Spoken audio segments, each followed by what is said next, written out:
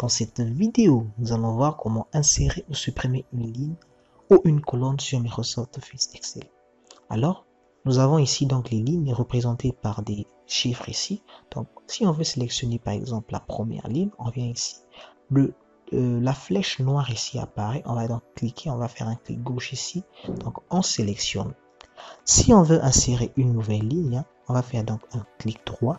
Ici, nous avons donc insérer. On clique sur insérer ici et la ligne va s'insérer automatiquement en dessus de la ligne que nous avons sélectionnée.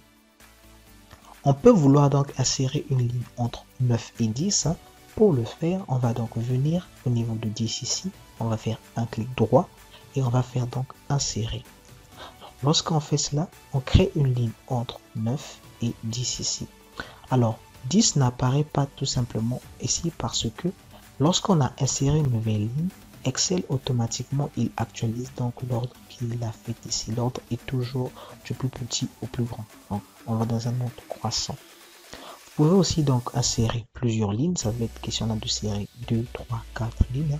Pour ce faire, donc, vous devez donc répéter l'action ici, par exemple. Je vais insérer encore. Alors, si je veux encore en insérer plusieurs, je vais venir à ce niveau. Je sélectionne la première ligne, comme ça. Je garde la deuxième, comme ceci.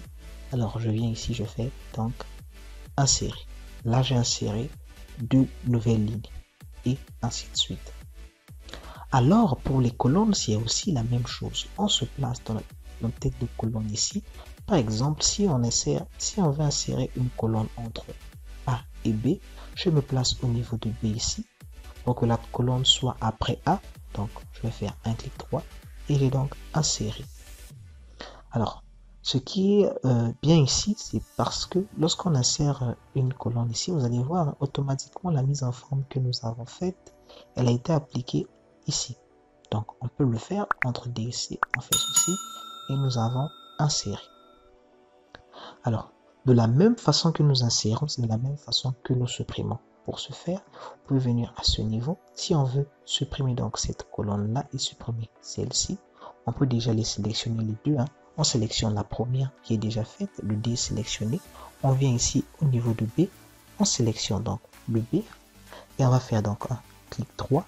On a supprimé. On supprime et on voit que on est revenu à la normale. On peut faire la même chose ici au niveau donc de 10 ici.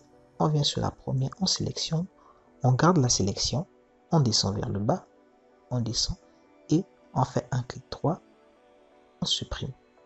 De cette façon, vous pouvez donc supprimer et ajouter des lignes ou des colonnes sur Microsoft Office Excel.